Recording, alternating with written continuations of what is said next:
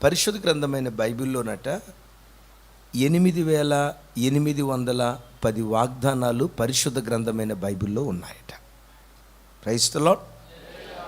ఒక్క వాగ్దానం కాదు, 8810 వాగ్దానాలు పరిశుద్ధాత్మ దేవుడు ఆదికాండం నుంచి ప్రకటన గ్రంథం వరకు పరిశుద్ధ గ్రంథంలో గ్రంథస్థం చేశాడు.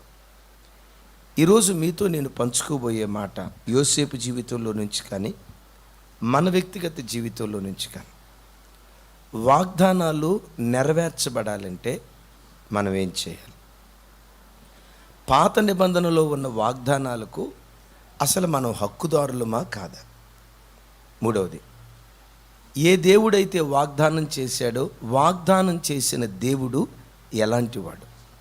ఈ 3 ప్రశ్నలకు లేఖనాలలో నుంచి సమాధానం చెప్తాను. వాగ్దానము చెప్పండి. వాగ్దానము అంటే వాక్ ప్లస్ దానము. ఒక్కొక్క వ్యక్తి తన స్థాయికి తగినట్లుగా దానం చేస్తాడు, స్థాయికి తగినట్లుగా దానం చేస్తాడు.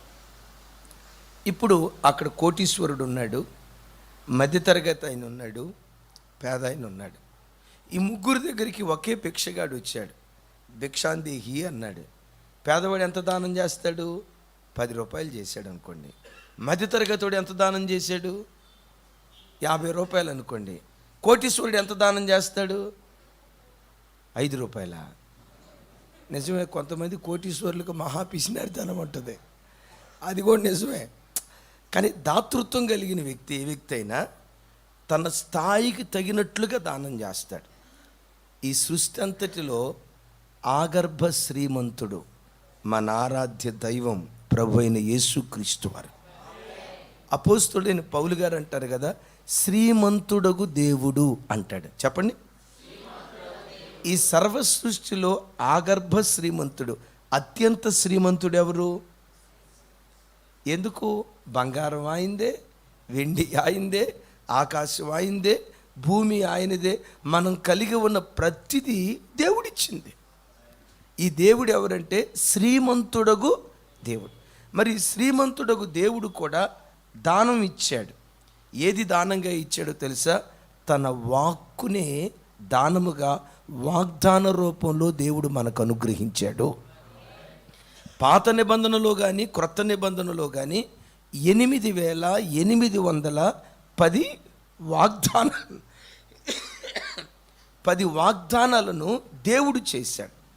కొంతమంది ఏమంటారంటే, అయ్యా వాగ్దానాలు అనేవి ఇశ్రాయేలీలకు చెందినవే, ఇశ్రాయేలీల వాగ్దానాలకు మనం హక్కుదారులం అవుతామా? అవి ఇశ్రాయేలీల వాగ్దానాలు కదా, లేకపోతే అబ్రహాము, ఇస్సాకు, యాకోబులకు ఇచ్చిన వాగ్దానాలు కదా. ఈ వాగ్దానాలకు క్రొత్త నిబంధన సంఘం హక్కుదారులు అవుతారా కాదా? ఒకసారి చూడండి. ఎఫెసీయులకు రాసిన పత్రిక 2వ అధ్యాయం 12వ వచనం నేను చదువుతాను. అందరూ మీ బైబిల్ తెరిచి గమనించండి. చక్కటి సందేశం, ప్రతిదానికి వివరణిస్తూ నేను వాక్యాన్ని మీతో పంచుకుంటాను. ఎఫెసీయులకు రాసిన పత్రిక 2వ అధ్యాయం, అపోస్తులైన పౌలు గారు రాసిన ఎఫెసీయులకు రాసిన పత్రిక 2వ అధ్యాయం 12వ వచనం నాతో కలిసి. ఆ కాలమందు ఏ కాలమందు? ఆ కాలం అంటే మరొక్కసారి, ఆ కాలమందు ఏ కాలమందు? మరలా ఆ కాలం అంటే ఏ కాలం అంటే పాత నిబంధన కాలం. యేసుక్రీస్తు వారు శరీరధారిగా భూమి మీదకి రాక మునుపు, ఆయన తన కలువరి రక్తాన్ని భూమి మీద చిందించక మునుపు, యేసుక్రీస్తు వారి రాక మునుపు ఆ కాలమందు, చెప్పండి ఇప్పుడు, ఆ కాలమందు ఇశ్రాయేలీలతో సహపౌరులు కాక పరదేశులను, వాగ్దాన నిబంధనలు లేని పరజనులను, నిరీక్షణ లేని వారును, లోకమందు దేవుడు లేనివారయుండి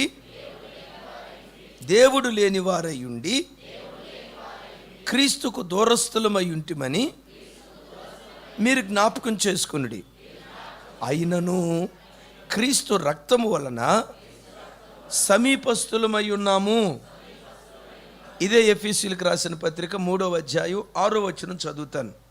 ఈ మర్మం ఏదనగా అన్యజనులు సువార్త వలన క్రీస్తు యేసునందు, మరొకసారి క్రీస్తు యేసునందు యూదులతో పాటు సమాన వారసులను, ఒక శరీరమంది సాటి అవయవములను వాగ్దానములో పాలివారై ఉన్నారు. చప్పట్లు కొడితే యేసయ్యకు స్తోత్రాలు చెప్దాం. ఆ కాలమందు వాగ్దానాలు మనవి కాదు. వాగ్దానము లేని వారిమి, నిబంధన లేని వారిమి, నిర్దేవుళ్లను ఆరాధించే వ్యక్తులు, పరదేశులము, పరజనులమై ఉన్నాం. కానీ యేసుక్రీస్తు కలువరి రక్తం చిందించడం ద్వారా ఇశ్రాయేలీలను అన్య ప్రజలను కలపటాన్ని బట్టి ఇప్పుడు మనం ఏమై ఉన్నామంటే యూదులతో కలిసి, ఇశ్రాయేలీలతో కలిసి వాగ్దానమునకు సమాన వారసులమై ఉన్నాము అంటాడు. ఎలాంటి వారసులమట అంటే వాగ్దానాల మీద ఇశ్రాయేలీలు ఎంత హక్కుదారులో యేసయ్య రక్తముతో కడగబడిన క్రైస్తవుడు కూడా అంతే హక్కుదారుడు. ఏ వారసత్వం అంటే నీవెంతైతే నేను అంతే. అంటే ఇశ్రాయేలీలు ఎంతో వాగ్దానానికి ఎంత హక్కుదారులై ఉన్నారో క్రొత్త నిబంధన సంఘమైన మనం కూడా ఆ వాగ్దానాలన్నిటికీ ఈ మాట చెప్పాలి. ఇప్పుడు క్రొత్త నిబంధనలో యూదులు గొప్ప, యేసుక్రీస్తు రక్తముతో కడగబడిన క్రైస్తవులు తక్కువ అని అనటానికి వీల్లేదు.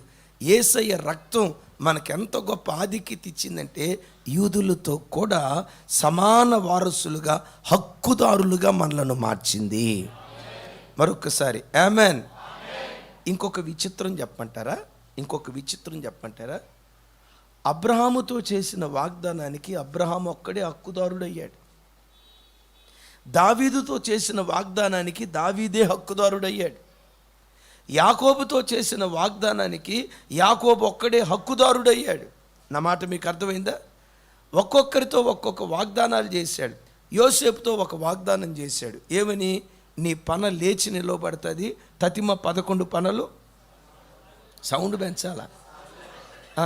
నువ్వు నక్షత్రంలాగా ఉదయిస్తావు. తతిమ 11 నక్షత్రాలు నీకు సాగిలి పడతాయి. ఇది ఎవరికి ఇచ్చిన వాగ్దానం? యోసేపుకి ఇచ్చిన వాగ్దానం యోధాలో నెరవేర్చబడిందా? నో. యోసేపుకి ఇచ్చిన వాగ్దానం యాకోబులో నెరవేర్చబడిందా? లేదు. అంటే అబ్రహాముకి ఇచ్చిన వాగ్దానం అబ్రహాము ఒక్కడే వారసుడయ్యాడు. యాకోబుకి ఇచ్చిన వాగ్దానం యాకోబు ఒక్కడే వారసుడయ్యాడు. యోసేపుకి ఇచ్చిన వాగ్దానం యోసేపు ఒక్కడే వారసుడయ్యాడు. ఇవన్నీ కలిపితే 8810 వాగ్దానాలు ఉన్నాయి. కానీ ఇప్పుడు ఏమైందో తెలుసా?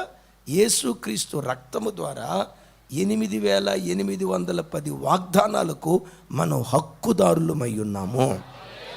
ఇప్పుడు అబ్రహాము వాగ్దానానికి వారసులు ఎవరు? మనమని నన్ను కలపటం ఎందుకు? నిన్ను నువ్వు చెప్పుకో తమ్ముడా. అబ్రహాము వాగ్దానానికి యేసుక్రీస్తు రక్తము ద్వారా మనం హక్కుదారులమై ఉన్నాం. అబ్రహాము, ఇస్సాకు వీరు మాత్రమే కాదు, 8810 ప్రతి వాగ్దానానికి యేసుక్రీస్తు రక్తము ద్వారా, యేసు రక్తముతో కడగబడిన ప్రతి క్రైస్తవుడు హక్కుదారుడై ఉన్నాడు. ఏమిచ్చాడు ఆయన మనకు దానంగా? తన వాక్కును దానంగా వాగ్దాన రూపంలో ఇచ్చాడు. సరే, ఈ వాగ్దానం చేసిన దేవుడు ఎలాంటి వాడు? నా వైపు చూడు. ఈ వాగ్దానం చేసిన దేవుడు చెప్పాలి. బైబిల్లో హెబ్రీ పత్రికలో, రోమా పత్రికలో రాయబడిన మాట ఏంటంటే, పర్వాలేదు వినండి, వాగ్దానము చేసిన వాడు నమ్మదగినవాడు అంటాడు. రోమా పత్రికలో ఏమంటాడంటే, వాగ్దానం చేసిన వాడు దాన్ని నెరవేర్చుటకు సమర్థుడై ఉన్నాడు అంటాడు. ఈ వాగ్దానం చేసిన వాడు సహజంగా లోకంలో కొంతమంది అంటారు, రై నీకేదైనా కష్టం వస్తే, మన బంధువులు రా, రక్త సంబంధికులు రా, నీకేదైనా కష్టం వస్తే సేమను చిటుక్కుమని నిన్ను గుట్టిన కాకి చేత కపూరు పంపించరా, రెక్కలు కట్టుకొని వాళ్తాను వాగ్దానం చేస్తాను. ఆ మాట నమ్మి ఎప్పుడైనా కష్టం వచ్చినప్పుడు, ఒరే మన బంధువు ఉన్నాడు కదా, సేమ చిటుక్కుమని గుట్టిన కాకి చేత కపూరు పంపిస్తే రెక్కలు కట్టుకొని వాళ్తాను అన్నాడు కదా అని తెలిసిన వాళ్ళకి, ఒరే ఒక 10,000 రూపాయలు కావాలరా అని అన్నావు అనుకోండి, ఏమంటాడు తెలుసా? అరే అరే అరే అరే అరే అరే అరే అరే అరే, అర్ధగంట ముందు అడగాల్సిందిరా, ఇందాకే మా ఫ్రెండ్కి 50,000 ఇచ్చానంటాడు. ఇచ్చింది లేదు, సచ్చింది లేదు. చాలామంది వాగ్దానాలు చేస్తారు, ఆ వాగ్దానాన్ని నెరవేర్చే విషయంలో తప్పిపోతారు. ఈ దేవుడు ఎవరో తెలుసా? వాగ్దానం చేసిన వాడు నమ్మదగినవాడు. ఆమెన్ చెప్దాం, ఆమెన్. అరే పలానా రోజు పలానా మాట ఇచ్చావు కదా అని అన్నాం అనుకోండి, మన ఊరు భాషలో చెప్తా, ఉత్తుత్తుకే అన్న. అన్న మాటలన్నీ నెరవేరుస్తామా ఏంటి అంటారా లేదా? అన్న మాటలన్నీ మనం ఒకవేళ వాళ్ళని పట్టుకొని, రేయ్ మాట మీద నిలవబడవా అని అన్నాం అనుకోండి, ఆడంటాడు, నేను నిలవబడను. నేను మాట మీద ఎందుకు నిలవబడతా? కాళ్ళ మీద నిలవబడతా. వింటున్నారా? మనిషి మాట ఇస్తాడు కానీ తప్పిపోతాడు. ఈ దేవుడు ఎవరో తెలుసా? నా దేవుని నోట నుంచి వచ్చే ప్రతి మాట 7 మార్లు మట్టి మోసలో కరిగించినంత వెండి అంత పవిత్రములు దేవుని యొక్క మాట. ఏది చెప్తాడో అది చేస్తాడు, ఏది చేస్తాడో అది తప్పకుండా ముందే చెప్పి తన ప్రజలకు బయలుపరుస్తాడు. ఇంకా అంట, చెప్పిన దానికంటే మరెక్కువగా దేవుడు చేస్తాడు. రెండవది, నమ్మదగిన వాడు మాత్రమే కాదు, ఆయన ఏమై ఉన్నాడు? ఇప్పుడు మన ప్రాంతాల్లో హైదరాబాదులో ఒక కేంద్ర మంత్రి ఉండేవాడు. కేంద్ర మంత్రి ఆయన 5 సంవత్సరాలు కేంద్ర మంత్రిగా ఉన్నప్పుడు వెళ్ళిన ప్రతి చోట వాగ్దానం చేసేవాడంట. ఒక రోడ్డు చూడటంతో, ఇదిగో మొత్తం ఇది సిమెంట్ రోడ్డు చేస్తాననేవాడంట. ఒక చోట చౌరస్తా దగ్గర ట్రాఫిక్ అయిపోయింది అనుకోండి, నేను దిగిపోయే లోపు ఇక్కడ ఫ్లైఓవర్ వేస్తాననేవాడంట. కాస్త పేదవాళ్ళ కాలనీకి వెళ్తే 2-3 సంవత్సరాల లోపు ఇదంతా పగలగొట్టి ఒక్కొక్కరికి డూప్లెక్స్ ఇల్లు కడతానని మొత్తానికి వాగ్దానాలు చేసి ఒక చరిత్రకారుడు కాదు, ఒక ఆయన స్టాటిస్టిక్స్ తీసి ఏం చెప్తాడంటే, ఆయన చేసిన వాగ్దానాలట కేంద్ర ప్రభుత్వ బడ్జెట్ దాటిపోయిందంట. ఈ ఒక్క మినిస్టర్ తానుంటున్న హైదరాబాద్ ప్రాంతంలో ప్రజలకు చేసిన వాగ్దానం అంట, కేంద్ర ప్రభుత్వం 5 సంవత్సరాలకి సరిపడ బడ్జెట్ రిలీజ్ చేస్తుంది కదా, ఈయన ఒక్కడు చేసిన వాగ్దానమే కేంద్ర ప్రభుత్వం 5 సంవత్సరాల బడ్జెట్ దాటిపోయిందట. పంచవర్ష ప్రణాళిక అంటారు చూసారా, దాన్ని దాటిపోయిందట. ఏమయ్యా వాగ్దానం చేసి నెరవేరలేదంటే, వాగ్దానం నెరవేర్చాలని ఉంది కానీ నా దగ్గర సామర్థ్యత లేదు అంటాడు. ఈ దేవుడు ఎవరో తెలుసా? వాగ్దానము చేసిన వాడు నమ్మదగిన వాడు, దాన్ని నెరవేర్చుటకు సమర్థుడైన దేవుడై ఉన్నాడు. చప్పలు కొట్టే యేసయ్యకు స్తోత్రాలు. యోసేపుతో దేవుడు ఏ వాగ్దానం చేశాడు? ఆ వాగ్దానాన్ని దేవుడు నెరవేర్చాడా లేదా? మన బ్రతుకులో ఆ వాగ్దానాలు నెరవేర్చబడాలంటే ఏం చేయాలి? చూడండి, 2 మాటలు బైబిల్లో నుంచి మీకు జ్ఞాపకం చేస్తాను. ఆదికాండం 42వ అధ్యాయం. అందరూ మీ బైబిల్ తెరవాల.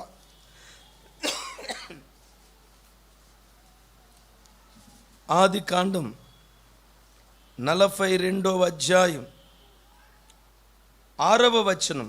నాతో కలిసి అందరూ చెప్పండి. అప్పుడు యోసేపు ఆ దేశమంతటి మీద అధికారి అయి ఉండెను. అతడే ఆ దేశ ప్రజలందరికీ ధాన్యం అమ్మకము చేయువాడు. గనుక యోసేపు సహోదరులు వచ్చి ముఖములో నేలను మోపి అతనికి వందనములు చేసిరి. యోసేపు తన సహోదరులను చూచి వారిని గుర్తుపట్టి, 8వ వచనం, యోసేపు తన సహోదరులను గుర్తుపట్టెను కానీ వారు అతనిని గుర్తుపట్టలేదు. 9వ వచనం అద్భుతం. యోసేపు వారిని గూర్చి తాను కనిన కలను జ్ఞాపకము చేసుకొనెను. ఏం జ్ఞాపకం చేసుకున్నాడు? ఏం చూడటంతో కన్న కళ్ళ జ్ఞాపకం వచ్చింది? అన్నదమ్ములను చూడటంతోటేనా? అదే పొరపాటు. అన్నదమ్ములను చూడటంతోటేనా? కాదు.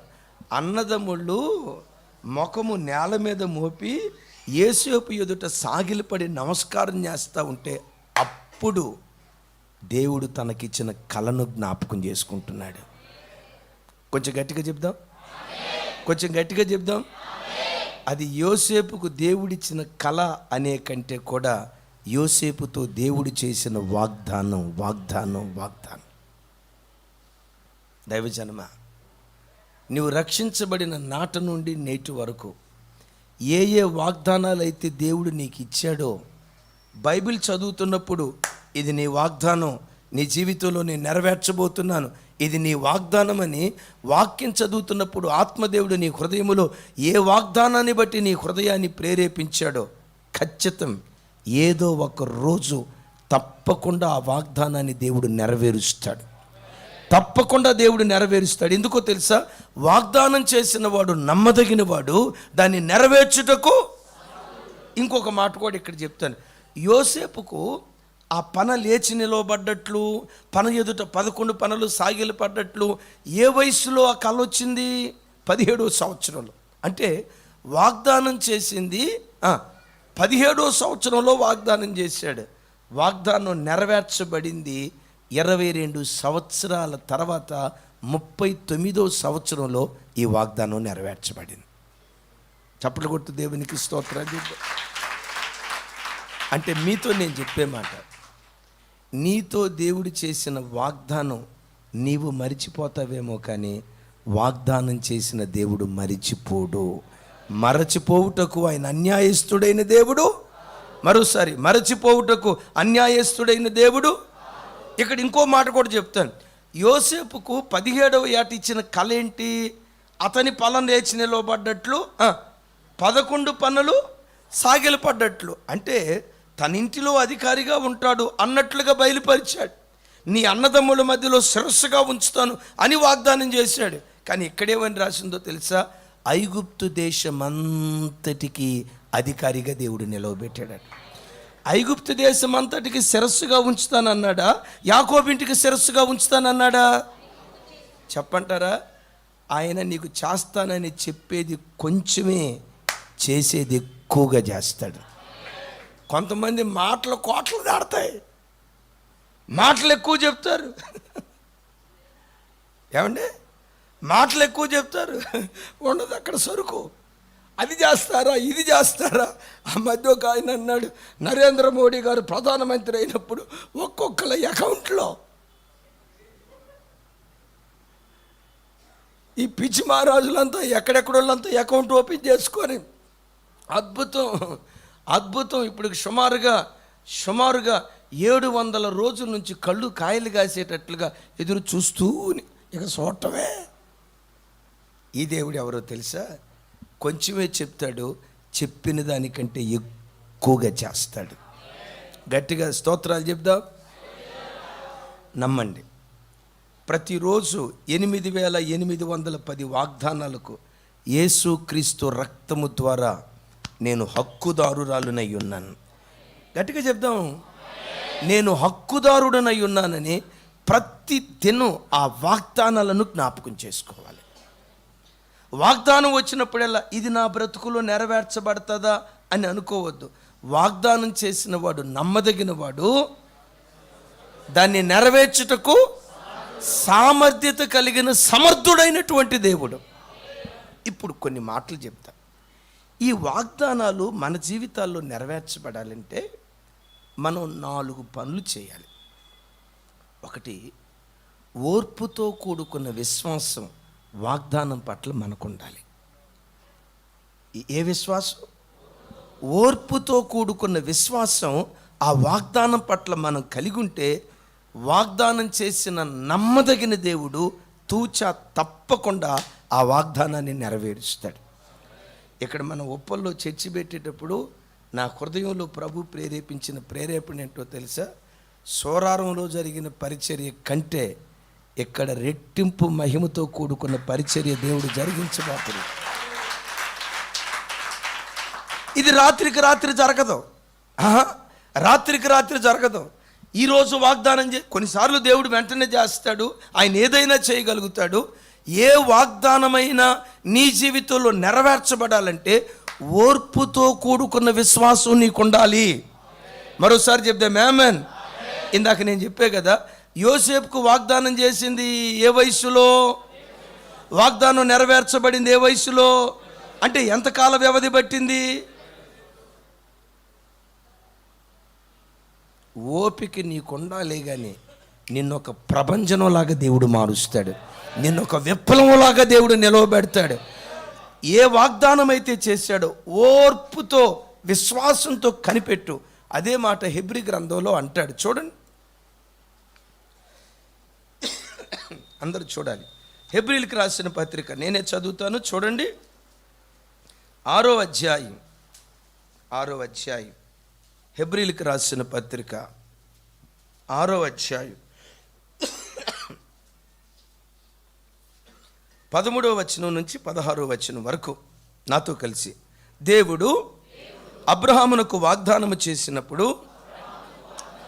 తనకంటే ఏ గొప్పవాని తోడు అని ప్రమాణము చేయలేకపోయెను గనుక తన తోడు అని ప్రమాణము చేసి నిశ్చయముగా నిన్ను ఆశీర్వదిస్తా, నిశ్చయముగా నిన్ను విస్తరింపచేస్తా అని చెప్పాను. ఆ మాట నమ్మి అతడు ఓర్పుతో సహించి వాగ్దాన ఫలమును పొందెను. గట్టిగా చప్పట్లు కొడతా యేసయ్యకి స్తోత్రాలు. ఇక్కడ చూడ, అబ్రహామును ఒంటరిగా పిలిచి వాగ్దానం చేశాడు. అబ్రహమా, నిన్ను ఆశీర్వదిస్తా, ఆశీర్వదించడమే కాదు విస్తరింపజేస్తా. ఎలా విస్తరింపజేస్తానంటే ఆకాశ నక్షత్రాలను లెక్కబెట్టు నీ వలనైతే కాదయ్యా, నిన్ను నీ సంతానాన్ని ఆకాశ నక్షత్రాల వలె విస్తరింపజేస్తా. సముద్ర తీరమందలి, పెద్దగా చెప్పాలి, సముద్ర తీరమందలి ఇసుక రేణువుల వలె చేస్తా, ఆకాశ నక్షత్రాల వలె చేస్తా అని వాగ్దానం చేసి, ఆ వాగ్దానం చేసేటప్పుడట దేవుడు ఎలా వాగ్దానం చేశాడంటే, నా తోడు, నా వైపు చూడండి, నా తోడు అని ప్రమాణం చేశాడట. చూడండి, నా తోడు అని ఎందుకన్నాడంటే, ఎప్పుడైనా ఎవరైనా ప్రమాణం చేసేటప్పుడు తనకంటే పైవారి మీద ఒట్టు పెట్టుకొని ప్రమాణం చేస్తారు. తల్లిదండ్రులు ప్రాణాధికంగా ఎవరిని ప్రేమిస్తారు? యేసు ప్రభునా? సాల్లేమ్మా ఊరుకోండి. తల్లిదండ్రులు ప్రాణాధికంగా ఎవరిని ప్రేమిస్తారు? పిల్లల్ని ప్రేమిస్తారు. అందుకని కొన్నిసార్లు ఏమంటామో తెలుసా? నా పిల్లల మీద ఒట్టయ్యా. పిల్లలైతే ఏమంటారు? మా అమ్మా నాన్న మీద ఒట్టయ్యా. అమ్మా నాన్నలైతే ఇంకా పిల్లలను ప్రక్కన పెడితే ఎవరి మీద ఒట్టేస్తారు? దేవుని మీద ఒట్టయ్యా. ఇక లాస్ట్ ఒట్టు ఎవరి దగ్గరికి వెళ్ళిద్ది అంటే, ఒట్టు పెట్టేటప్పుడు తనకంటే గొప్పవారి మీద ఒట్టు పెడతాం. ఇప్పుడు దేవుడు ఒట్టు పెట్టేటప్పుడు ఆయన కంటే గొప్పోడి మీద ఒట్టు పెట్టాలి కదా. గొప్పోడి మీద ఒట్టు పెట్టకుండా నా తోడు అంటాడు. ఎందుకో తెలుసా? ఆయనను మించిన గొప్పవాడు ప్రపంచంలో లేడు గనక. ఆయన లాంటివాడు, ఆయనను పోలినవాడు మరొకరు లేరు గనుక, ఆయనకు సాటి అయిన వాడు, ధీటి అయిన వాడు. అందుకనే మన దేవునికి పెట్టబడిన పేరు అద్వితీయ సత్యదేవుడు. పెద్దగా చెప్పాలి, ఏ దేవుడు అంటే? అద్వితీయుడు అంటే ద్వితీయము లేనివాడు. ఆయన లాంటివాడు మరొక, ఆయనను మించిన వాళ్ళు కాదు. ఆయన్ని మించిన వాళ్ళు ఎవరూ లేరు. ఆయన మించిన వాళ్ళు మాత్రమే కాదు, ఆయన లాంటి వాళ్ళు. ఒక మాట అంటారు, మనిషిని పోలిన మనుషులు 7 ఉంటారేమో, కానీ యేసును పోలిన వాడు భూమి ఎందైనా ఆకాశమందైనా పరలోకమందైనా ఎవ్వరూ లేరు. ఆయన కంటే గొప్పవాడు లేడు గనుక ఇప్పుడు ఆయన ఎవరి మీద ప్రమాణం చేశాడు అంటే, దేవుడిచ్చిన ప్రతి వాగ్దానం తూతూ మంత్రంగా వాగ్దానం చేయలా. తన మీద ఒట్టు పెట్టుకొని, నా మీద ఒట్టు, ఈ వాగ్దానం నీ జీవితంలో నెరవేరుస్తా, నా మీద ఒట్టు, ఈ వాగ్దానం నీ జీవితంలో నెరవేరుస్తానని అబ్రహాముతో వాగ్దానం చేశాడు. ఏమని? నిన్ను ఆశీర్వదిస్తాను. అబ్రహాము జీవితంలో మాత్రమే కాదు, దైవజనమా, యేసు నామం పేరిట దేవుడు నిన్ను ఆశీర్వదించబోతున్నాడు. ఆయన నామ ఘనత కొరకు నీ కుటుంబాన్ని విస్తరింప చేయబోతున్నాడు. ఇమాన్యుయల్ మినిస్ట్రీస్ని నూరంతలుగా దేవుడు విస్తరింప చేయబోతున్నాడు. ఏమో ఈ స్థలంలో ఈ సంవత్సరంలోపే ప్రతి ఆదివారం 3 ఆరాధనలు జరగవచ్చు. దేవుడు జరిగిస్తాడు.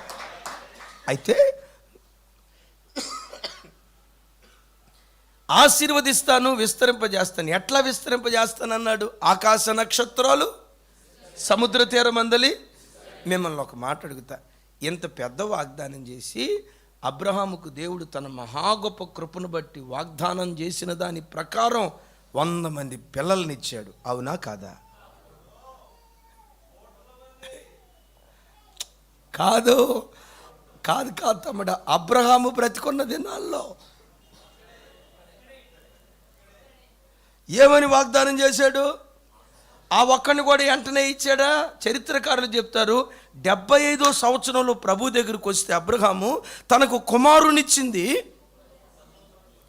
వాగ్దానం నెరవేరటానికి 25 సంవత్సరాల కాల వ్యవధి పట్టింది. అయినా అబ్రహాము విశ్వాసం చావలేదు, ఓర్పును కోల్పోలేదు.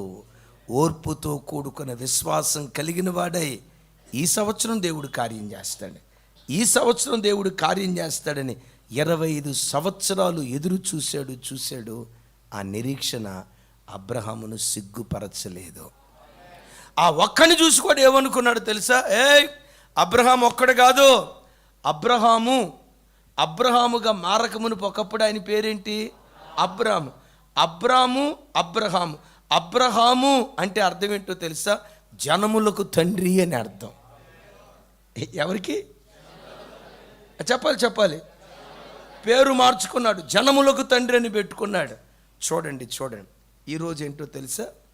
భూమి మీద 800 కోట్ల మంది ప్రజలుంటే ఈ 800 కోట్ల మంది ప్రజల్లో దరిదాపుగా 600 కోట్లకు పైగా ప్రజలు అబ్రహాము సంతానం. ఎవరు? యూదులా తర్వాత సరే, సలాం అలైకుం భయ్ కూడా కాదేమంటలా. మనోడికి సలాం అలైకుం భయ్ అంటే మంచి అభిమానం ఉన్నట్టుంది. రైట్, దేవుడిని దీవించుగాక. ఆమెన్ చెప్దాం గట్టిగా, ఆమెన్. అంటే ఆ వాగ్దానం రాత్రికి రాత్రి నెరవేరలేదు. దైవజనమ, కొన్నిసార్లు సైతాన్ అంటాడు, చూడు దేవుడు వాగ్దానం చేశాడు, ఏం జరిగింది నీ బ్రతుకులో? దేవుడు వాగ్దానం చేశాడు, జరగలేదుగా. ఆశీర్వదిస్తున్నాడు, ఎక్కడ? అప్పుల పాలైపోయావు. ఆశీర్వదిస్తున్నాడు, ఎక్కడ? అనారోగ్యంతో ఆశీర్వదించాడు. సకల విధాలైన రోగాల పొట్టగా నువ్వు మిగిలిపోయావు. సాతాను కొన్నిసార్లు నీ జీవితంలో కలిగిన నష్టాన్ని చూపించి నిన్ను భయపెడతాడు. నీవు అనాల్సిన మాట ఏంటో తెలుసా? వాగ్దానం చేసినవాడు నమ్మదగినవాడు. ఆ వాగ్దానం నెరవేర్చే వరకు ఓపికతో కూడుకున్న విశ్వాసము కలిగిన వాడనై నేను ఎదురు చూస్తానని నువ్వు ఎదురు చూస్తూ ఉండు. యోసేపు జీవితంలో వాగ్దానాన్ని నెరవేర్చినవాడు, అబ్రహాము జీవితంలో వాగ్దానం నెరవేర్చినవాడు నీ జీవితంలో కూడా తప్పకుండా తన వాగ్దానాన్ని దేవుడు నెరవేరుస్తాడు. ఆమెను బాగానే ఉంది, కానీ మనకు వచ్చిన మాయదారి రోగం ఏంటంటే ఈరోజు ప్రార్థన చేస్తే రాత్రికి అయిపోవాలా, ఈ రాత్రి ప్రార్థన చేస్తే తెల్లారికల్లా కార్యం అయిపోతే అప్పుడంటావు నా దేవుడు గొప్పవాడు. వారం రోజులు ప్రార్థన చేసిన జవాబు రాకపోతేరా తల్లే, ఏం దేవుడో, మాయదారి దేవుడు. ఇంకా తర్వాత అనే మాట ఏంటో తెలుసా? దిగజారి అసలు ఇంతకీ దేవుడు అనేవాడు. అదే ఒక అద్భుతం జరిగితే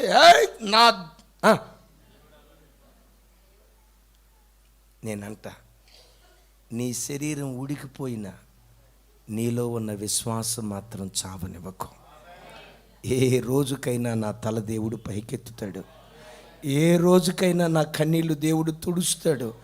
ఏ రోజుకైనా నా అంగలార్పును నాట్యంగా మారుస్తాడు. ఏ రోజుకైనా ఎక్కడ కృంగిపోయానో అక్కడే విజయోత్సవంతో దేవుడు నన్ను ఊరేగిస్తాడని ఓర్పుతో కూడుకున్న విశ్వాసం కలిగిన వాడిగా నువ్వు బ్రతుకు. ఏ ఏ వాగ్దానాలు ఇచ్చాడో వాటన్నిటిని దేవుడు నెరవేర్చును కాక. గట్టిగా చెప్తాం ఆమేన్. రెండవది వాగ్దానాలు మన జీవితంలో నెరవేర్చబడాలంటే వాగ్దానాలతో కూడుకున్న ప్రార్థన మన జీవితంలో చేయాలి. దేవుని సన్నిధిలో ప్రార్థన చేసేటప్పుడు ప్రతి ప్రార్థనలో బైబిల్లో మీకు ఒక మాట రాసి ఉంటుంది. ధూపవేదిక ఉంది కదా, ధూపవేదిక. ఏ వేదిక? ధూపవేదిక మీద సమ్మిళిత సంభార ధూపద్రవ్యాన్ని వేస్తారు. ధూపద్రవ్యాన్ని గోపిచందనం, జటామాంసి, గంధపు చెక్క, సాంబ్రాణి ఇవన్నీ కలిపి బైబిల్ ఏమని రాసిందో తెలుసా? ప్రతి నైవేద్యములో ఉప్పును చేర్చాలి అంటాడు. నైవేద్యంలో ఏం చేర్చాలట? ఉప్పును గూర్చి నిర్గమకాండం, నా వైపు చూడండి, లేవియా కాండంలో ఏమంటాడో తెలుసా? ఉప్పును గూర్చి వాగ్దానము వాగ్దానము వాగ్దానము అంటాడు. అంటే మన ప్రతి నైవేద్యంలో, మనం చేసే ప్రతి ప్రార్థనలో వాగ్దానాన్ని పట్టుకొని ప్రార్థన చేయాలి. చెప్పండమ్మా. ఇప్పుడు నీకు ఆరోగ్యం బాగాలేదు. ఏం బాగాలేదు తల్లి? ఆరోగ్యం బాగానప్పుడు ప్రార్థన చేసేటప్పుడు ప్రభువా నన్ను స్వస్థపరచు, ప్రభువా నన్ను స్వస్థపరచు చెయ్యి, తప్పులేదు. అయితే ఆ ప్రార్థనకి మనం చేర్చాల్సిన ఉప్పేంటో తెలుసా?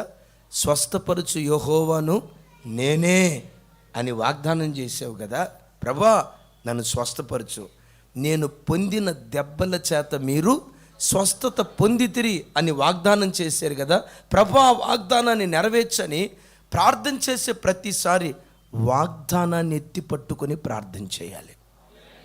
మేము హాస్టల్లో చదువుకునేటప్పుడు మా తమ్ముడు ఒకడు ఉండేవాడు. అప్పుడే తల్లిదండ్రులు రక్షణ పొందారు. వాడికి తల్లిదండ్రులు, మా నాన్న ఏం వాగ్దానం నేర్పాడంటే, రేచన దేవుడు మనకు వాగ్దానం చేసిన వాగ్దానం ఏంటంటే, నువ్వు తలగానే ఉంటావు కానీ, సౌండ్ పెంచాలి, తలగానే ఉంటావు కానీ తోకగా ఉండవు, తలగానే ఉంటావు కానీ. వాడికి అవన్నీ మర్చిపోయాడు. స్కూల్కి వెళ్ళేటప్పుడల్లా ఒకటే ప్రార్థన, తల తోక, తల, చెప్పాలి గట్టిగా, తల తోక, తల తోక.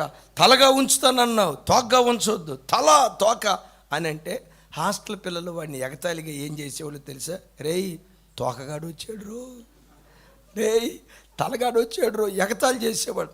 వాళ్ళు ఏమనుకున్నా వాడు పట్టుకున్న వాగ్దానం ఒకటే, తల, సౌండ్ పెంచు, తల తల తల తల తల.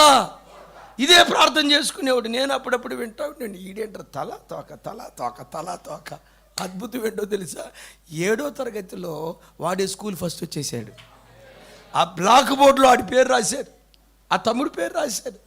అప్పుడు నేను అనుకున్నా, తల అన్నాడుగా, దేవుడు తలగానే చేశాడు. నీ ప్రతి ప్రార్థనలో వాగ్దానాన్ని ఎత్తి పట్టుకొని ప్రార్థన చేయి. ప్రార్థనలో ఉప్పు చేర్చకపోతే, ఏంటి ఉప్పు? వాగ్దానం అనే ఉప్పు చేర్చకపోతే ఉప్పు అంటదట అన్ని, సౌండ్ పెంచాలి తమ్ముడా, అన్నేసి చూడు. ఇప్పుడు బీపీ వచ్చిన వాళ్ళ బాధలు చూడండి. ఒక ఆయన అంటాడు, అన్నయ్య ఏ రోగం వచ్చినా పర్వాలేదు కానీ ఏడుస్తా మళ్ళా, ఏ రోగం వచ్చినా పర్వాలేదు కానీ అన్నయ్య బీపీ రాకూడదు అన్నయ్య అన్నాడు. ఎందుకయ్యా అంతలో మాట అన్నావు అన్నాను. అంటాడు, అన్నయ్య ఆ బాధ బీపీ పేషెంట్లకు అర్థమయ్యిద్ది అన్నయ్య, మీకు చెప్తే ఏం అర్థమైద్ది అన్నయ్య అన్నాడు.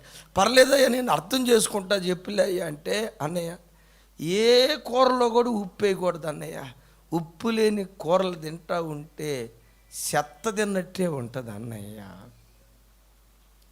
చివరికి చికెన్ తినేటప్పుడు కూడా, అంతకు మునుపు చికెన్ అంటే మహా ఇష్టం, ఈ ఉప్పు లేని చికెన్ తిన్న తర్వాత ఛీ ఈ చికెన్ వద్దు బొకెన్ వద్దు అంటాడు. అన్నయ్య అన్నయ్య మనిషి బ్రతుకులో సంతోషం అంటూ ఏదన్నా ఉందంటే తిండే కదా అన్నయ్య.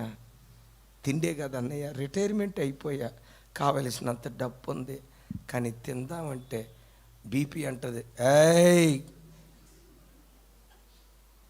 అందుకని ఉప్పు అంటదట, అన్నేసి చూడు. ఇప్పుడు వాగ్దానంతో కూడుకున్న ప్రార్థన, వాగ్దానం లేకుండా ప్రార్థన చేస్తే దేవుడు అంటాడు, ఇదిగో ఉప్పేయి.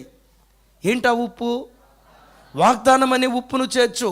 నీ ప్రార్థనకు దేవుడు జవాబు ఇవ్వాలన్నా, ప్రత్యేకంగా నీకు దేవుడు చేసిన వాగ్దానం నీ బ్రతుకులో నెరవేర్చబడాలన్నా, ప్రతి ప్రార్థనను వాగ్దానాన్ని పట్టుకొని ప్రార్థన చేయుదుంగాక. టకటక 2 మాటలు చెప్తాను, చూడండి ఆ మాటలు. లూకాసు సువార్త, అందరూ చూడండి. లూకాసు సువార్త నేనే చదువుతాను, టకటక చదువుతాను. అందరూ చూడండి. లూకాసు సువార్త 24వ అధ్యాయం 49వ వచనం. 24వ అధ్యాయం 49వ వచనం. నాతో కలిసి, ఇదిగో నా తండ్రి వాగ్దానం చేసినది మీ మీదకు పంపుచున్నాను, మీరు పైనుండి శక్తి పొందు వరకు పట్టణములో నిలిచి ఉండుడని వారితో చెప్పాను. రైట్. అపోస్తుల కార్యం 1వ అధ్యాయం, అందరూ చూడాలి. అపోస్తుల కార్యం 1వ అధ్యాయం 4వ వచనం. ఆయన వారిని కలుసుకొని ఇలాగూ ఆజ్ఞాపించెను, మీరు యెరూషలేము నుండి వెళ్ళక నా వలన వినిన తండ్రి యొక్క వాగ్దానం కొరకు కనిపెట్టుడి. 14వ వచనం. వీరందరూ వీరితో కూడా కొందరు స్త్రీలను, యేసు తల్లి అయిన మరియయు ఆయన సహోదరులను ఏక మనస్సుతో ఎడతెగక ప్రార్థన చేయుచుండిరి. యేసుక్రీస్తు వారు పరలోకానికి వెళ్ళేటప్పుడు వాగ్దానం చేశాడు, ఏమని? పరిశుద్ధాత్మను మీ మీదకి పంపిస్తాను, మేడగది మీదకి వెళ్ళి కనిపెట్టండి, ప్రార్థన చేయండి. వీళ్ళు ఏం చేశారు? ఆ 10 రోజుల పాటు మేడగది మీదకి వెళ్ళి వాగ్దానము చేయబడిన పరిశుద్ధాత్మ కొరకు, మరో రకంగా చెప్పాలంటే వాగ్దానము యొక్క నెరవేర్పు కొరకు ప్రార్థన చేస్తూ ఉన్నారు. ఇందాక చెప్పే కదా, వాగ్దానం చేసిన వాడు నమ్మదగినవాడు, దాన్ని నెరవేర్చుటకు సమర్థుడైన దేవుడు. వారు అలా ప్రార్థన చేసుకుంటూ వెళ్తూ ఉంటుండగా 10వ రోజు బలముగా వీచే, వేగముగా వీచే ఓ బలమైన గాలి ఆ గదిలో వీయటం, విభాగించబడిన అగ్ని నాలుకలు వాళ్ళ మీద వ్రాలటం, ఒక్కొక్కరు పరిశుద్ధాత్మతో నింపబడిన వారై శక్తి కొలది భాషలో మాట్లాడటం ప్రారంభించారు. ఆ వాగ్దానం నెరవేరిందా లేదా? చెప్పాలి. వాగ్దానం నెరవేరిందా లేదా? ఆ వాగ్దానం నెరవేర్చబడటానికి కారణం ఏంటంటే, వాగ్దానం కొరకు కనిపెడుతూ వాగ్దానాన్ని పట్టుకొని దేవుని సన్నిధిలో ప్రార్థన చేశారు. యేసయ్యకు మహిమ కలుగును గాక. నంబర్ 1, వాగ్దానం నీ జీవితంలో నెరవేర్చబడాలంటే ఓర్పుతో కూడుకున్న విశ్వాసం కావాలి. వాగ్దానం మన జీవితంలో నెరవేర్చబడాలంటే వాగ్దానముతో కూడుకున్న ప్రార్థన మనం చేయాలి. 3వ మాట చెప్పమంటారా? ప్రతి వాగ్దానం కూడా నిబంధనతో నిండుకున్నది. నా మాట విన్నారా? ఏం చెప్పండి. ప్రతి వాగ్దానం కూడా నిబంధనతో కూడుకున్నది. అంటే నిబంధనతో కూడుకున్న వాగ్దానం. ఎప్పుడైతే నిబంధనతో కూడిన జీవితం మనం జీవిస్తామో, దేవుడు మనకిచ్చిన వాగ్దానాన్ని రూఢిగా ఆయన నెరవేర్చటం ప్రారంభించును గాక. మరోసారి చెప్దాం ఆమేన్. మరొక్కసారి, ఇంకొకసారి చెప్దాం. ప్రతి వాగ్దానం దేనితో ముడిపడి ఉంది? దీనికి వచ్చి ఎఫెసీ పత్రికలో పౌలు గారు ఒక మాట అంటాడు. ఎఫెసీలకు రాసిన పత్రిక చూడండి.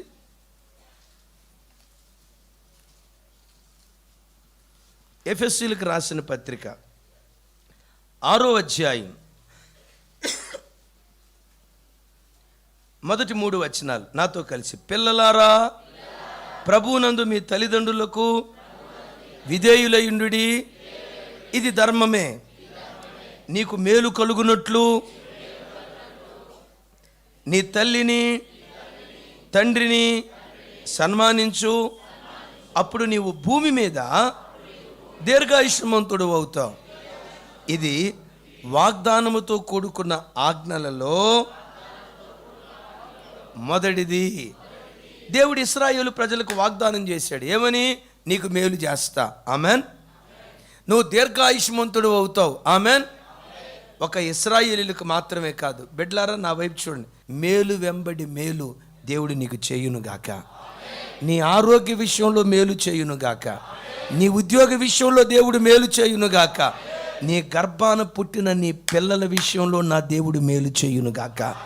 నీ వ్యాపారాల విషయంలో దేవుడు మేలు చేయునుగాక. నువ్వు అడుగుపెట్టిన ప్రతి చోట నా దేవుడు మేలు చేయునుగాక. అంత మాత్రమే కాదు, దీర్ఘాయుష్మాన్ భవ. చెప్పండి చెప్పండి, దీర్ఘాయుష్మాన్ భవ.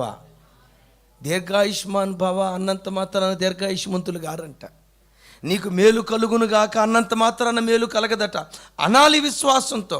కానీ ఒక ఆజ్ఞ ఉంది. ఏంటి? నీ తల్లిని నీ తండ్రిని సన్మానించు. ఏం చేయాలట? చాలామంది పిల్లలకి, చాలామంది యవ్వన పిల్లలకి ప్రధాన శత్రువు ఎవరో తెలుసా? అమ్మ నాన్న. ఒక తండ్రి చెప్తున్నాడు, అయ్యా వాడికి పుట్టినరోజు వస్తుంది కదయ్యా, బర్త్డే ఒక్కరోజు మాత్రం వాడు నా కాళ్ళకి దండం పెడతాడయ్యా. తతిమ 364 రోజులు వాడి కాళ్ళకి నేను దండం పెట్టాలయ్యా. ఆర్ఆర్కే మూర్తి గారి దగ్గరికి ఒక ఆయన వచ్చాడట. ఏం బ్రదర్, మంచి చలికాలం, ఇలాగే మంచి చలికాలం, డిసెంబర్ జనవరి మాసం. డిసెంబర్ జనవరి మాసంలో ఆర్ఆర్కే మూర్తి గారి దగ్గరికి ఒక ఆయన పీక్కుపోయిన ముఖంతో, నీరసంతో, చాలా బాధతో వచ్చాడట. చూసి అన్నాడట, బ్రదర్ ఏంటి చాలా అనారోగ్యంగా ఉన్నట్టున్నారు, ఏమైంది మీకు అన్నాడంట. వెంటనే ఆయన అన్నాడట, సన్స్ట్రోక్ తగిలిందయ్యా అన్నాడంట. ఆర్ఆర్కే మూర్తిగా అన్నారంట, ఊరుకోవయ్యా బాబు, చలికాలం నీకు ఎట్లా సన్స్ట్రోక్ తగిలింది? చలికాలం డిసెంబర్ జనవరి నెలలో ఎట్లా సన్స్ట్రోక్ తగిలింది నీకు అంటే అన్నాడంట, అయ్యా ఆ సన్న కాదు ఈ సన్న. విన్నారా? ఆ సన్న కాదు, సూర్యుడి స్ట్రోక్ కాదు, కుమారుడి స్ట్రోక్. పిల్లలరా, కని పెంచి పెద్ద చేసిన తల్లిదండ్రులకు మీరు బాధకు కారకులైతే మీకు ఎట్లా మేలు కలిగిద్ది? ఎట్లా మీరు దీర్ఘాయుష్మంతులు అవుతారు? కన్న గర్భం ఎప్పుడు నిన్ను బట్టి సంతోషించాలి. నేను ఎప్పుడు చెప్తా కదా, ఎప్పుడైనా మీకు అవకాశం దొరికితే మీరు ఇళ్ళకి వెళ్ళినప్పుడు, అమ్మ నాన్న బతికున్నారమ్మా అన్నారా? బ్రతుకుంటే వాళ్ళ దగ్గరికి వెళ్ళి మోకరించి, నాన్న నీ చేతులు నా తల మీద పెట్టి, అమ్మా నీ చేతులు నా తల మీద పెట్టి నిండారుగా నన్ను ఆశీర్వదించమ్మా, నీ హృదయంలో నన్ను దీవించాలని ఎన్ని దీవెన మాటలు ఉన్నాయో ఆ దీవెన వర్షమంతా నా మీద కుమ్మరించమ్మా, నీ తల నా తల మీద నీ చేతులు పెట్టమ్మా అని ఆ తల్లిదండ్రుల దీవెన కోరుకోండి. ఎందుకో తెలుసా? తండ్రి దీవిస్తే ఆ దీవెన, ఇస్సాకు దీవించిన దీవెన యాకోబుకు ఆశీర్వాదంగా మారలేదా? నీ తల్లిదండ్రులు దీవించిన దీవెన నీకు ఆశీర్వాదంగా మారునుగాక. అయితే మెట్టుకు ఏ తల్లి తండ్రి కూడా పిల్లలను శపించే వాళ్ళు ఉండకూడదు. కొంతమంది తల్లిదండ్రులు నోరు తెరిస్తే శాపం, పిల్లలను చూసి రేయ్ దుమ్ము కొట్టుకుని పోతావారు, మట్టి కొట్టుకుని పోతావారు. రేయ్ చూడు తల్లిగా నేను శపిస్తున్నా, రేపు నీకు చెప్పండి మొద్దన్నం కూడా దొరకదురా నీకు. నేనంట వాడి పెద్దోడు అయిన తర్వాత వాడికి ముద్దన్నం దొరకలేదంటే నీకు కూడా ఏం దొరకనట్టు? ముసలితనంలో నిన్ను చూసుకునేది ఆడేగా. ఎప్పుడు తల్లిదండ్రులు పిల్లల్ని శపించనే. సరే, మన విషయం అది కాదు. ఏ వాగ్దానమైనా దేనితో ముడిపడి ఉంది? నిబంధన నెరవేరుస్తూ వాగ్దానాన్ని మనం స్వతంత్రించుకుందాం గాక. రైట్. ఈ 2024 సంవత్సరం ఎమాన్యుయల్ మినిస్ట్రీస్ని ప్రేమించి ప్రభు మనకిచ్చిన గొప్ప ఉన్నతమైన వాగ్దానం ఏంటంటే, దేశము యొక్క ఉన్నత స్థలం మీద నీవెక్కలేవు. ఎక్కాలని ప్రయత్నం చేసి కాళ్ళు చేతులు ఎరగొట్టుకున్నావు గతంలో. ఇప్పుడు దేవుడు ఏమంటాడంటే, నేనే నిన్ను ఎక్కిస్తాను. ఏం చేస్తాను? ఎక్కిస్తాను అన్నప్పుడు ఇప్పుడు మనం ఏమనాలి? ఆమేన్ అనాలి. అంతేనా? కాదు. పై వాగ్దానం అంటాడు, విశ్రాంతి దినమును ప్రతిష్ఠితా దినముగా నీవు ఎంచిన యొడలా, దాన్ని ఘనముగా ఎంచి ఘనముగా నీవు ఆచరించిన యొడలా దేశం యొక్క ఉన్నత స్థలం మీదకి నిన్ను నేను ఎక్కిస్తాను అంటాడు. ఎప్పుడు? విశ్రాంతి దినాన్ని ఘనంగా ఆచరించినప్పుడు. దైవజనమా నా తట్టు చూడండి, మీరు కూడా ఒక నిబంధన చేసుకోండి. 2024 సంవత్సరంలో 52 ఆదివారాలు. ఎన్ని ఆదివారాలు తమ్ముడా? ఈ ఆదివారంతో ఒకటి క్యాన్సిల్ అయిపోయింది. ఇంకెన్ని ఆదివారాలు ఉన్నాయి? దేవుని దగ్గర ఒక తీర్మానం చేసుకోండి. 52 ఆదివారాలలో ఒక్క ఆదివారం కూడా దేవుని మందిరానికి నేను దూరం కాను. ఒక్క ఆదివారం కూడా దేవుని సన్నిధికి నేను దూరం కాను. అలాగని ఏదో ఆదివారం తూతూ మంత్రంగా 7ంటికి ప్రార్థన అయితే 7:30కు వచ్చేసి సంతకం పెట్టుకొని ఈ ఆదివారం వచ్చాను సంతకం పెట్టుకొని పోవటం కాదు. దీన్ని ఎట్లా ఆచరించాలట? పెద్దగానండి, ఘనంగా ఆచరించండి. 7 గంటలకు ప్రార్థన అయితే 6:55 కల్లా మందిరంలో వాలిపోండి. పునరుద్ధానపు దినాన్ని నువ్వు ఘనంగా ఆచరిస్తే నిన్ను ఘనుడిగా దేవుడు నిలవబెట్టడం ప్రారంభిస్తాడు. మీకు వచ్చింది ఏంటో తెలుసా? మీకు ఇంకొకటి డబల్ ధమాకా. ఉదయం ఆరాధన ఉంది, 2 ఆరాధనలకు రండి. చేసేది ఏమన్నా ఇంటికాడ కూర్చొని కార్తీక దీపం చూసేదానికంటే, ఈ పనికిమాలిన కార్యక్రమాలు చేసేదానికంటే, ఈ ఫోన్లో ఈ పనికిమాలిని చూసుకుంటా టైం వేస్ట్ చేసుకునేదానికంటే, కొంతమంది ఫేస్బుక్కు బుక్ అయిపోయి చివరికి జనాల మధ్యలో ఫేస్ చూపించుకోకుండా అయిపోయింది కొంతమంది బ్రతుకు. ఎట్లాంటి పనికిమాలిన కార్యక్రమాలు చేసుకునే కంటే మీకు డబల్ ధమాకా. 6:30కి ఫస్ట్ సర్వీస్, శుభ్రంగా ఇంటికి వెళ్ళి ఫుల్గా కడుపు నిండా తిని ఆ రెస్ట్ తీసుకొని మళ్ళా సెకండ్ సర్వీస్కి సాయంత్రం రండి. పునరుద్ధానపు దినాన్ని ఘనంగా ఆచరించు, నిన్ను ఘనుడిగా దేశం యొక్క ఉన్నత స్థలములో నిలవబెడతాడు. ఇప్పుడు ఏ వాగ్దానమైనా చూడండి. ఇప్పుడు అంటాం, ప్రభా ఆకాశపు వాకిళ్ళు విప్పి పట్టజాలనంత దీవెన. ఎస్, ఈ దేవుడు, నేను ఇందాక చెప్పే కదా, ఈ దేవుడు ఆగర్భ శ్రీమంతుడు. నేనంట ఆగర్భ శ్రీమంతుడైన దేవుడు ఆయన బిడ్డగా పిలువబడుతున్న నీకివ్వకపోతే ఇంకెవరికి ఇస్తాడు? తండ్రి తన ఆస్తి ఎవరికి ఇస్తాడో పెద్దగా చెప్పాలి. పెద్దగానండి, ఎవరికి ఇస్తాడు? తన పిల్లలకి ఇస్తాడు కదా. పరలోకపు తండ్రి కూడా తన ఆస్తికి నిన్ను హక్కుదారుడిగా చేస్తాడు. కానీ ఒకటి, ప్రతి వాగ్దానము దేంతో కూడుకుంది? ఆకాశపు వాకిళ్ళు విప్పి పట్టజాలనంత దీవెన కుమ్మరిస్తానన్నాడు. నిజమే ప్రభా, ఆకాశపు వాకిళ్ళు విప్పు అని ప్రార్థన చేస్తాడు. కానీ ఈడు మాత్రం తన గుప్పిడి మాత్రం విప్పడం. దశభాగం దేవునికి ఇవ్వడం, కృతజ్ఞత అర్పణ దేవునికి ఇవ్వడం, దేవునికి ఇవ్వగలిగే స్థితిలో ఉన్నా కూడా ఇవ్వలేడు. తాను గుప్పిడి విప్పడు. కానీ దేవుడిని ఏమి విప్పమంటున్నాడు? ఒరే, ఆకాశ వాకిళ్ళు తప్పకుండా విప్పుతారా? దానికి ముందుగా అంటే ప్రతి వాగ్దానం దేంతో కూడుకుంది? ఆమేన్. నేను మరలా చెప్తాను, ఈ దేవుడు ఎవరో తెలుసా? వాగ్దానం చేసిన వాడు నమ్మదగిన వాడు. పెద్దగా చెప్పాలి ఈ మాట. సమర్థుడు.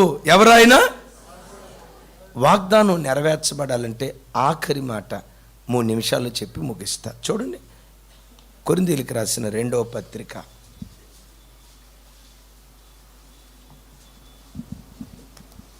కొరింథీయులకు రాసిన 2వ పత్రిక 7వ అధ్యాయం. అందరూ మీ బైబిల్ తెరుస్తారా? 7వ అధ్యాయం. ఒక చక్కటి మాట పౌలు గారు ఆ స్థలంలో అంటాడు. 7వ అధ్యాయం 1వ వచనం నేను చదువుతాను.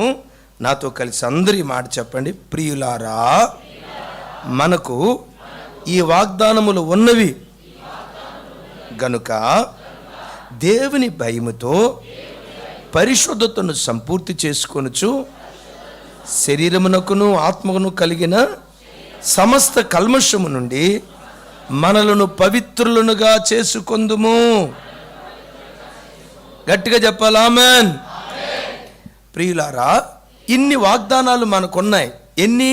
ఒకటి కాదు, ఇందాక చెప్పే కదా ఎన్ని వాగ్దానాలు? 8,810 వాగ్దానాలు మనకున్నాయి. ఇవే కాదు, ఇంకా ఎక్కువ ఉండొచ్చు. చరిత్రకారులు లెక్కించి చెప్పే మాట ఏంటంటే 8,810 వాగ్దానాలు ఉన్నాయి.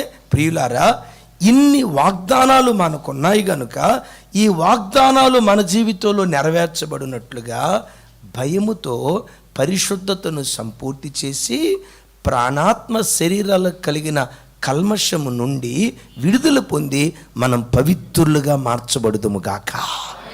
చెప్దాం ఆమేన్. అంటే వాగ్దానం నీ జీవితంలో నెరవేర్చబడాలంటే నాలుగోది ఏముండాలి? భయముతో కూడుకున్న పరిశుద్ధత, లేక పరిశుద్ధతతో కూడుకున్న భయం. పరిశుద్ధత ఎక్కడుంటుందో వాగ్దానం అక్కడ నెరవేర్చబడుతుంది. చప్పలు కొడుతూ స్తోత్రాలు చెప్దాం. ఇప్పుడు నేను ముగింపుకు వచ్చాను. నా వైపు చూడండి. యోసేపుకి 17వ ఏట ఏ వాగ్దానం చేశాడు? తన పన లేచి నిలవబడింది, 11 పనలు సాగిలపడ్డాయి.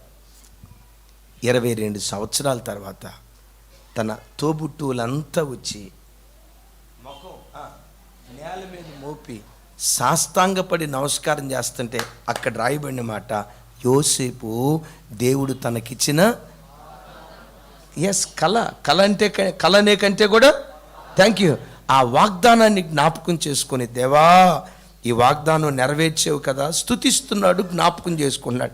ఇక్కడ ఒక మాట అడుగుతా, యోసేపు జీవితంలో ఆ వాగ్దానం నెరవేర్చబడటానికి కారణం ఏంటి? పరిశుద్ధత. యోధాలో లేనిది, రూబేనులో లేనిది, లేవి షిమియోనులో లేనిది, బెన్యామీనులో లేనిది, దాను గోత్రికుల్లో లేనిది, ఈ 11 గోత్రాల వారిలో లేనిది యోసేపులో ఉన్నది పరిశుద్ధతే. నా చేతులెత్తి మీ అందరినీ నా హృదయపూర్వకంగా దీవిస్తున్నాను. తమ్ముడా, నువ్వెక్కడ ఉద్యోగం చేస్తున్నావో, ఏ గ్రామంలో పుట్టావో, ఏ తోబుట్టుల మధ్య నువ్వు పెరుగుతున్నావో, నీ అన్నదమ్ముల మధ్యలో నిన్నొక శిరస్సుగా దేవుడు నిలవబెట్టునుగాక. నీ రక్త సంబంధికుల మధ్యలో నిన్నొక పైవాడిగా నిలవబెట్టునుగాక. తన నామ ఘనత కొరకు ఈ కార్యం చేయునుగాక. ఈ వాగ్దానాలన్నీ మన జీవితాల్లో దేవుడు నెరవేర్చునుగాక. ఈ 4 అనుభవాలతో దేవుడు మనకిచ్చిన వాగ్దానాలను మనం స్వతంత్రించుకుందాం గాక.